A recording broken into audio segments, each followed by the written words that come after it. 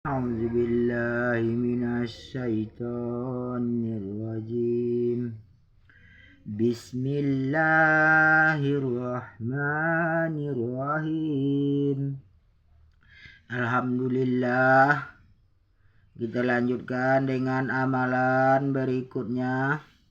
Amalan taklim rumah. Allahumma sholli ala Sayyidina Muhammad walali Sayyidina Muhammad. Assalamualaikum warahmatullahi wabarakatuh. Kitab tentang perceraian. Diriwayatkan dari Ibnu Umar radhiyallahu anhu, sesungguhnya dia telah menceraikan istrinya dalam keadaan haid. Hal itu terjadi pada zaman Rasulullah sallallahu alaihi wasallam. Maka masalah itu ditanya oleh Umar bin Al-Khattab kepada Rasulullah sallallahu alaihi wasallam. Lalu Nabi bersabda, perintahkan supaya dia merujuk kembali kepada istrinya. Kemudian biarkanlah sampai istrinya suci. Kemudian haid lagi. Kemudian suci sekali lagi. Setelah itu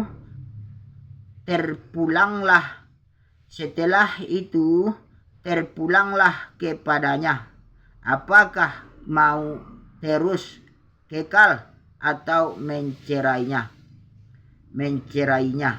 Tetapi itu semua sebelum terjadi persetubuhan. Itulah waktu indah yang diperintahkan oleh Allah yang Maha Mulia bagi Maha Agung untuk wanita yang diceraikan. Dulangi, diriwayatkan dari Ibnu Umar radhiyallahu anhu, sesungguhnya dia telah menceraikan istrinya dalam keadaan haid. Hal itu terjadi pada zaman Rasulullah sallallahu alaihi wasallam. Maka masalah itu ditanya oleh Umar bin Al-Khattab kepada Rasulullah sallallahu alaihi wasallam. Lalu Nabi bersabda, perintahkan supaya dia merujuk kembali kepada istrinya. Kemudian biarkanlah sampai istrinya suci. Kemudian haid lagi. Kemudian suci sekali lagi. Setelah itu terpulanglah kepadanya. Apakah mau terus kekal atau mencerainya. Tetapi itu semua sebelum terjadi persetubuhan. Itulah waktu ibadah yang diperintahkan oleh Allah yang Maha Mulia. Ulangi, itulah idah yang diperintahkan oleh Allah yang Maha Mulia lagi Maha Agung untuk wanita yang diceraikan. Diriwayatkan dari Ibnu Abbas radhiyallahu anhu, sesungguhnya dia pernah mengatakan mengenai masalah orang yang mengharamkan istrinya. Itu merupakan suatu sumpah yang harus dia bayar. Kifaratnya seluruhnya. Selanjutnya Ibnu Abbas berkata, Allah telah berfirman, sesungguhnya telah ada pada diri Rasulullah itu suri teladan yang baik bagimu, yaitu bagi orang yang mengharap rahmat Allah dan kedatangan hari kiamat, dan dia banyak menyebut Allah. Diriwayatkan dari Aisyah radhiyallahu anha, sesungguhnya Nabi sallallahu alaihi wasallam bersabda di rumah Zainab binti Jahsyin Nabi menemui susu, maka aku dan Hafsah bersepakat siapa di antara kami berdua yang akan ditemui oleh Nabi sallallahu alaihi wasallam nanti. Dia pasti mengatakan kepada Rasulullah sallallahu alaihi wasallam, sesungguhnya aku mencium bau getah pohon urufud dari Anda. Apakah Anda baru saja memakannya? Kemudian Nabi menemui salah seorang dari kami. Langsung saja pertanyaan tersebut diajukan kepada Nabi. Tetapi Nabi menjawab, bahkan aku baru saja minum madu di rumah Zainab binti Jahsin. Aku bersumpah tidak mengulanginya lagi. Lalu Allah menurunkan firman-Nya, hai Nabi, mengapa kamu mengharamkan apa yang Allah halalkan bagimu? Kamu mencari kesenangan hati istri-istrimu, dan Allah Maha Pengampun lagi Maha Penyayang. Quran Surat At-Tahrim ayat 1 hingga kepada firman-Nya yang artinya, jika kamu berdua bertaubat kepada Aisyah dan Hafsah, adapun sebab turun firman Allah yang berbunyi, dan ingatlah ketika Nabi membicarakan secara rahasia kepada salah seorang istrinya, Hafsah, suatu peristiwa, maka tak kala Hafsah menceritakan peristiwa itu kepada Aisyah dan Allah memberitahukan hal itu. Pembicaraan Hafsah dan Aisyah kepada Muhammad. Lalu Muhammad memberitahukan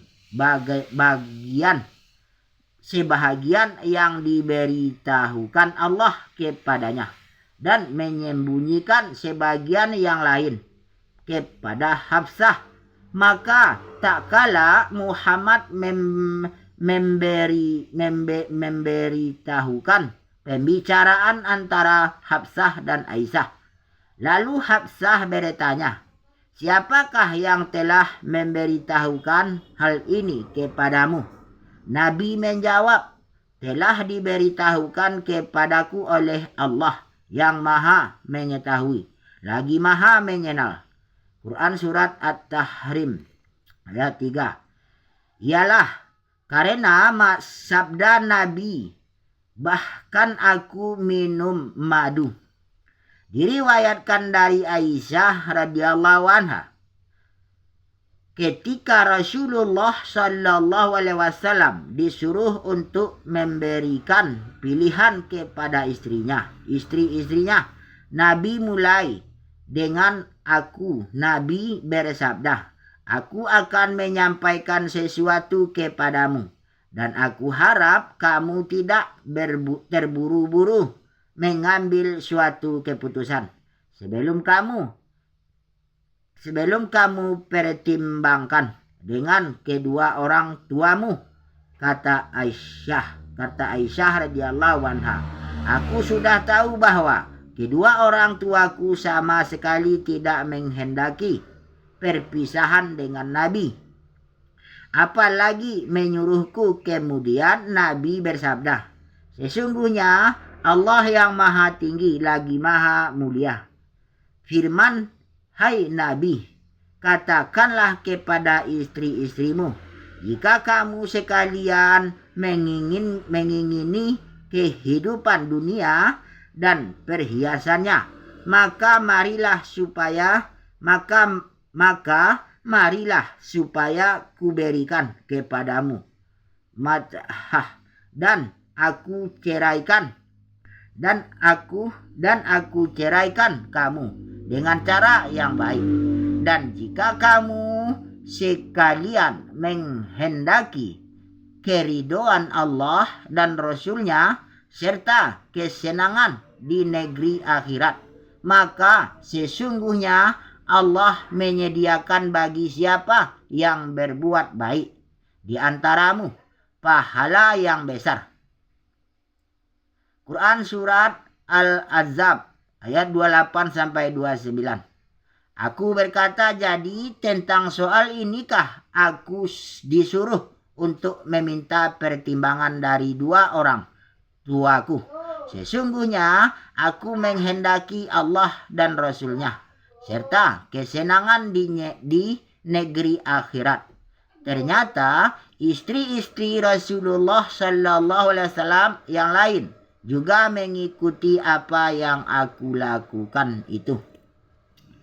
Diriwayatkan dari Aisyah radhiyallahu anha, setelah diturunkan firman Allah, kamu boleh menangguhkan, mengauli siapa yang kamu kehendaki di antara mereka, istri-istrimu, dan boleh pula menggauli siapa yang kamu kehendaki dan siapa-siapa yang kamu ingini untuk menggaulinya kembali dari perempuan yang telah kamu cerai.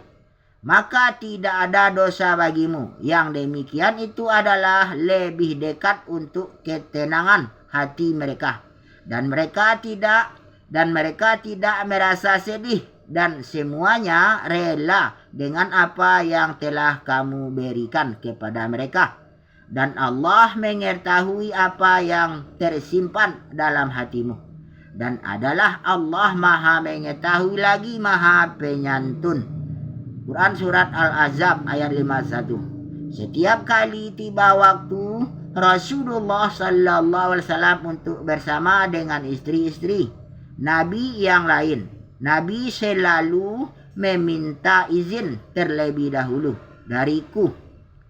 Suatu hari Mu'azzah bertanya kepadaku, apakah yang kamu katakan jika Rasulullah Sallallahu Alaihi Wasallam meminta izin darimu? Aku menjawab, jika Rasulullah Sallallahu Alaihi Wasallam meminta izin dariku, pasti aku tidak akan membiarkan seorang pun melebihi aku. Diriwayatkan dari Aisyah radhiyallahu anha, Rasulullah Sallallahu Alaihi Wasallam pernah memberikan pilihan kepada kami dan kami tidak menganggap itu sebagai talak. Diriwayatkan dari Umar bin Al-Khattab radhiyallahu anhu, ketika Nabi Shallallahu Alaihi Wasallam menjauh istri-istrinya, aku masuk ke dalam masjid. Aku melihat orang banyak menghentakkan kaki ke tanah sambil berkata, Rasulullah Shallallahu Alaihi Wasallam telah menceraikan istri-istrinya. Itu terjadi sebelum istri-istri Nabi diperintah supaya memakai hijab. Umar berkata, aku yakin ada kejadian penting pada hari itu. Aku terus menemui Aisyah radhiyallahu anha dan bertanya, wahai putri Abu Bakar, apakah perbuatan yang telah kamu lakukan sehingga menyakiti Rasulullah Sallallahu Alaihi Wasallam? Aisyah radhiyallahu anha menjawab, apa urusanmu denganku, wahai putra Al-Khattab?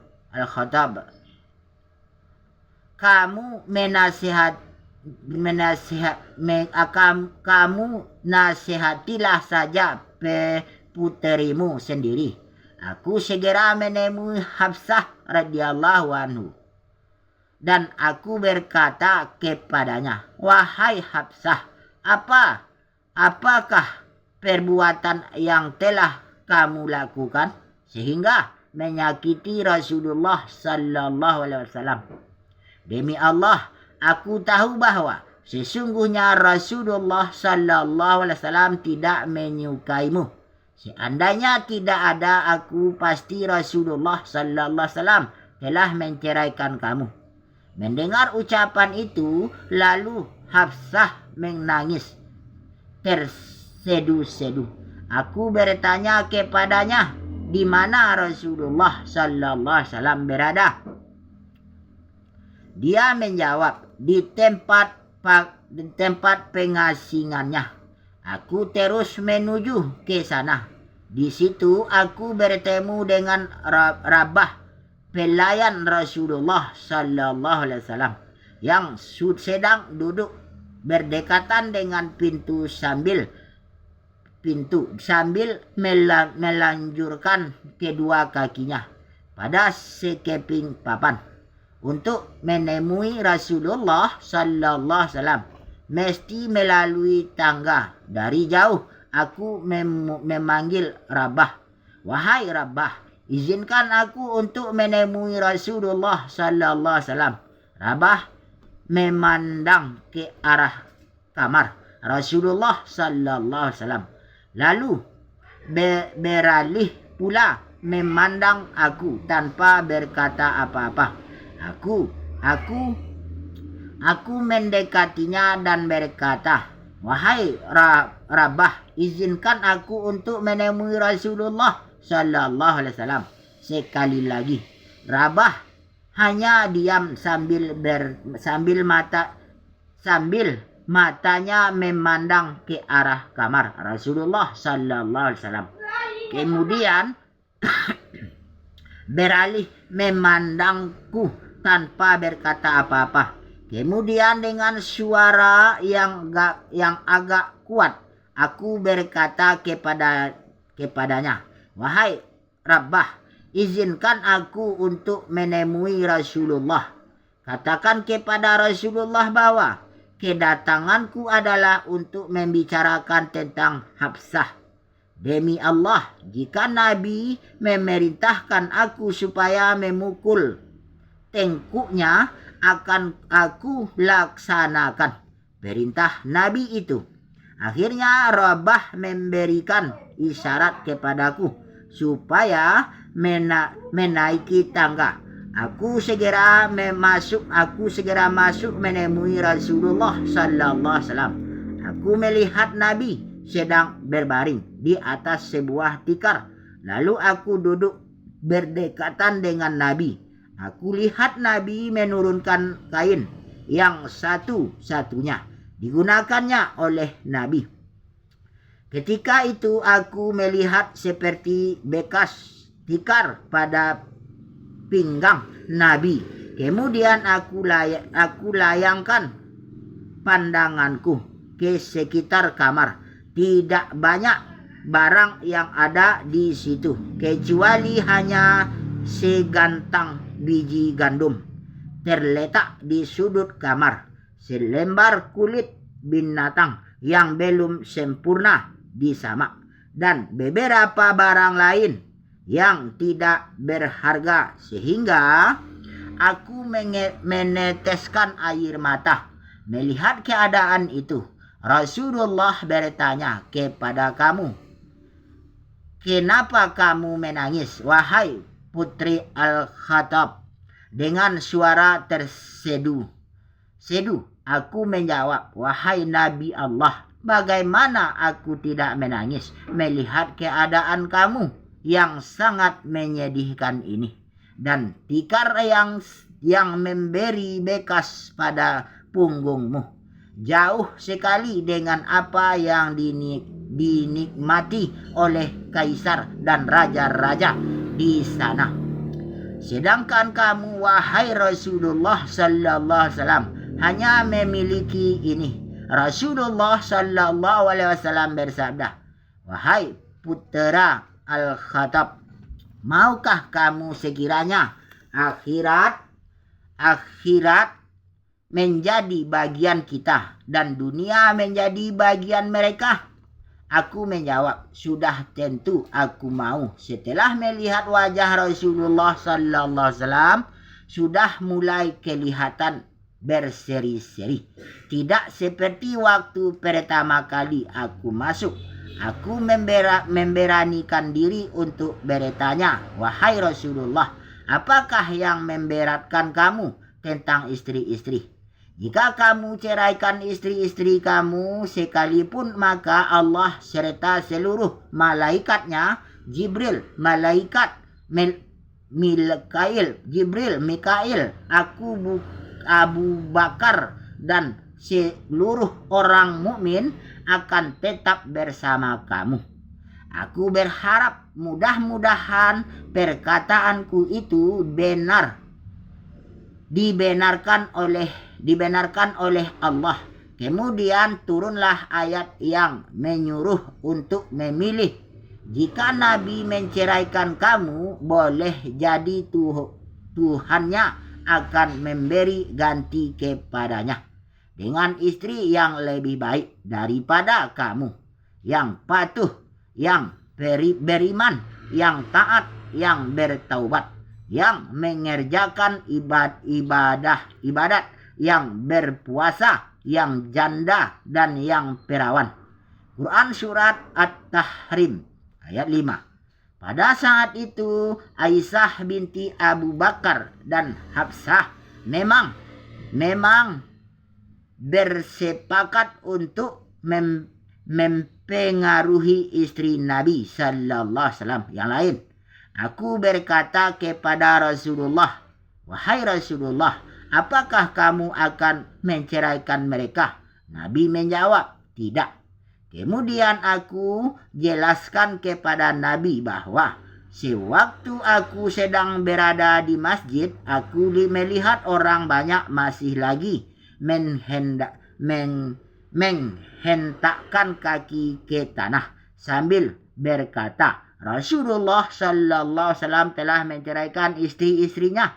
Kemudian aku berkata kepada Nabi, apakah perlu aku memberitahu mereka bahwa sebenarnya aku tidak menceraikan istri-istri kamu. Nabi bersabda,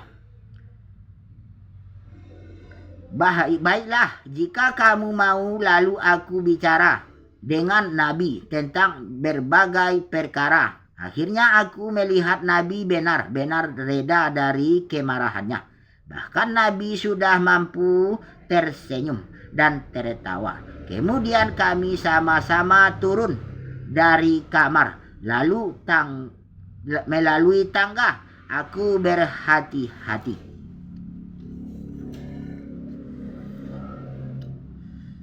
Sewaktu menuruni tangga itu tidak seperti Rasulullah yang kelihatan seperti berjalan di atas tanah, dan tangganya tidak berpegang pada apa-apa pun. Setelah sampai di bawah, aku berkata kepada Nabi, wahai Rasulullah, sesungguhnya kamu berada di dalam kamar itu selama 29 hari. Nabi bersabda, sesungguhnya 1 bulan itu memang ada 29 hari. Aku terus menuju ke masjid dan berdiri di pintunya, dan dengan suara yang kuat aku mengumumkan Rasulullah sallallahu alaihi wasallam tidak menceraikan istri Nabi. Kemudian turunlah ayat, dan apabila datang kepada mereka suatu berita tentang keamanan ataupun ketakutan, mereka lalu menyiarkannya, dan lalu mereka menyerahkannya kepada Rasul dan ulil amri, dan antara mereka tentulah orang-orang yang ingin mengetahui kebenarannya akan dapat mengetahuinya dari mereka, Rasul dan ulil amri. Kalau tidaklah karena karunia dan rahmat Allah kepada kamu, tentulah kamu mengikut setan, kecuali sebagian kecil saja di antaramu. Quran Surat An-Nisa ayat 83. Aku adalah termasuk orang-orang yang ingin mengetahui, maka Allah yang maha mulia lagi maha agung menurunkan ayat menurunkan ayat tahayir. Diriwayatkan dari Aisyah radhiyallahu anha, Yahya bin Sa'id bin Al-Ashhar menikahi putri Abdurrahman bin Al-Hakam, tetapi Yahya kemudian menceraikannya dan mengusirnya. Tidakkah itu dicela oleh Urwah? Tetapi keluarga Yahya membela diri dengan berkata, sesungguhnya Fatimah radhiyallahu anha juga keluar dari rumahnya. Urwah berkata, aku terus menemui Aisyah radhiyallahu anha dan aku memberitahu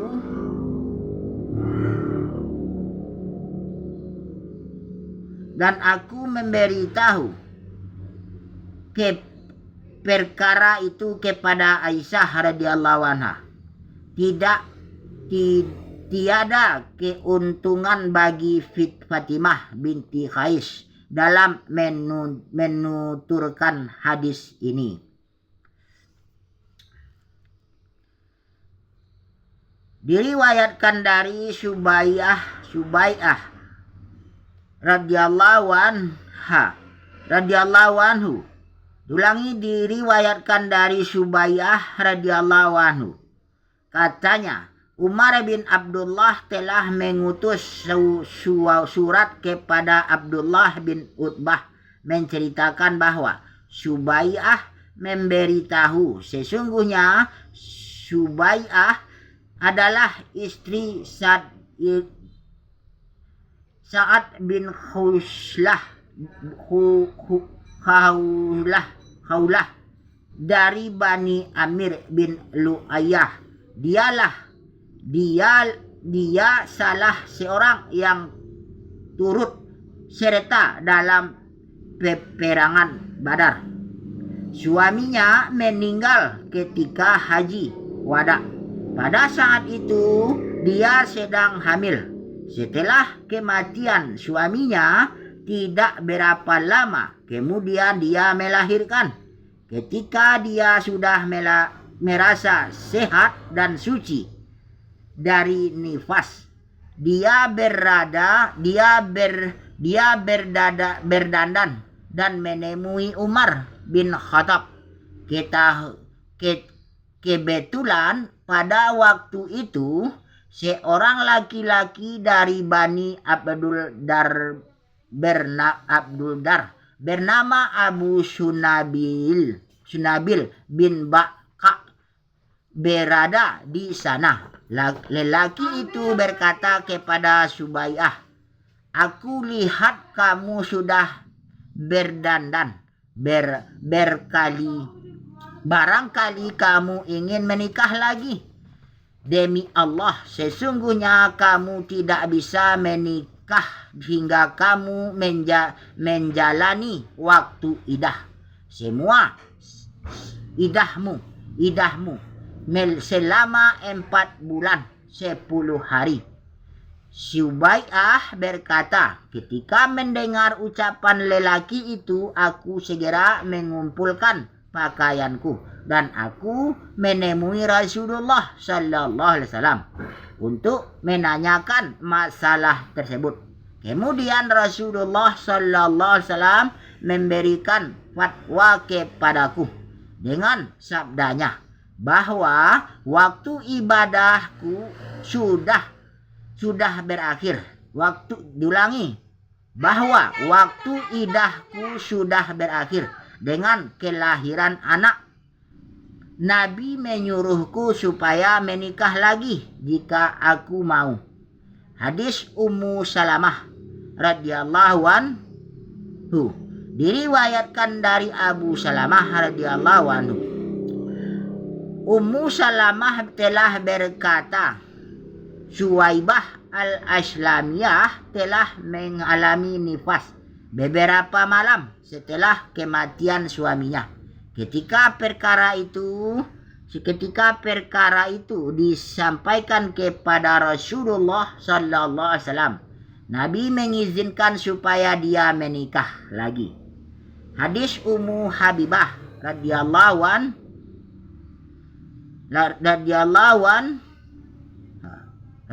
anhu, istri Nabi sallallahu alaihi wasallam. Dulangi hadis Ummu Habibah radhiyallahu anha, istri Nabi sallallahu alaihi wasallam. Diriwayatkan dari Zainab binti Abu Salamah radhiyallahu anha.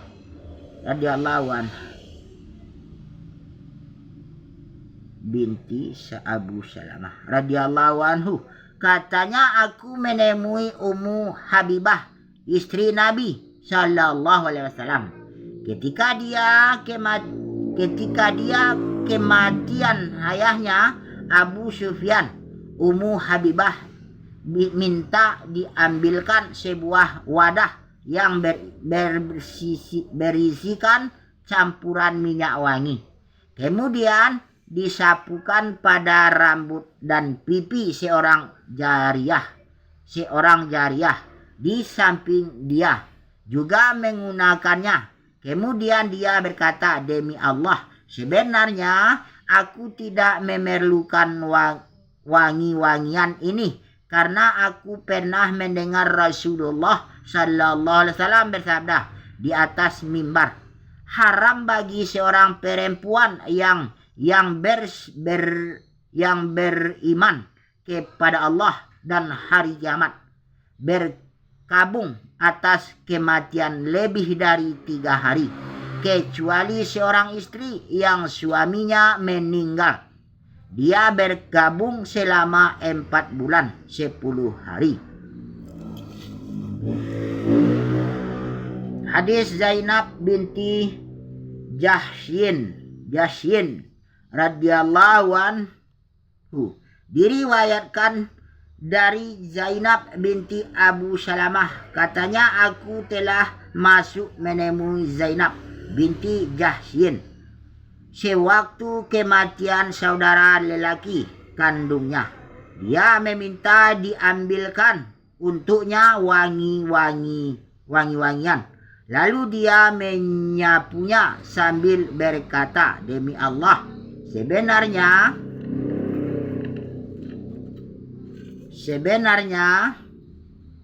aku tidak perlu memakai wangi-wangian ini.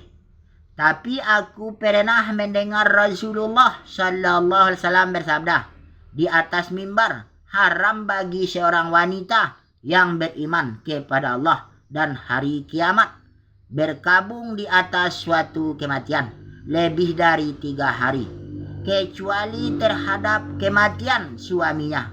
Maka dia diharuskan berkabung selama 4 bulan 10 hari. Diriwayatkan dari Ummu Salamah radhiyallahu anhu, katanya, seorang perempuan datang menemui Rasulullah sallallahu alaihi wasallam dan bertanya, wahai Rasulullah, putriku baru saja kematian suaminya. Kedua matanya bengkak karena terlalu banyak menangis. Jadi, apakah aku dibolehkan menceraikannya? Rasulullah sallallahu alaihi wasallam menjawab, tidak. Sebabnya dia sebanyak 2 atau 3 kali. Lalu Nabi bersabda, dia harus berkabung selama 4 bulan 10 hari. Dan kamu tidak perlu mengikuti kebiasaan wanita jahiliyah yang suka memanjangkan waktu ibadah. Diulangi.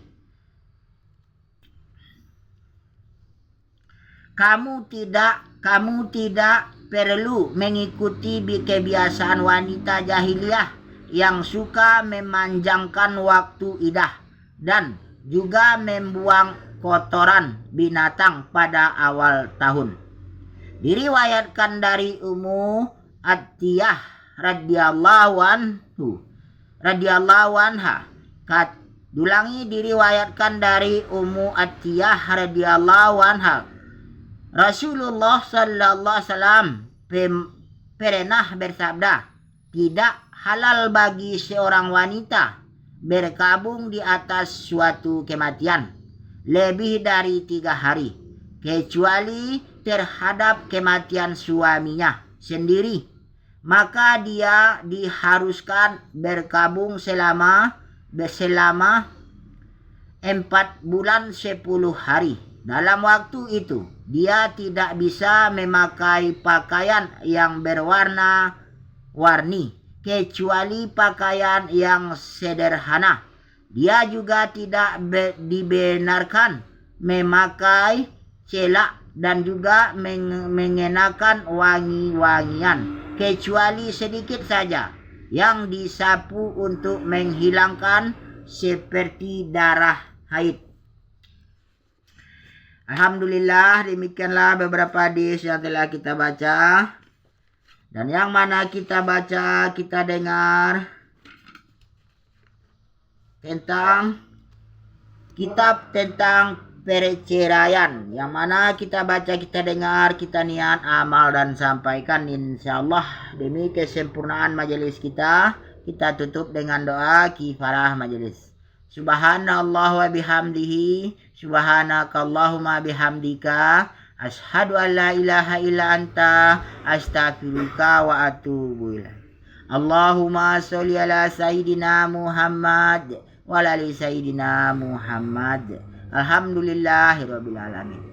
Assalamualaikum warahmatullahi wabarakatuh. La ilaha illallah Muhammadur Rasulullah.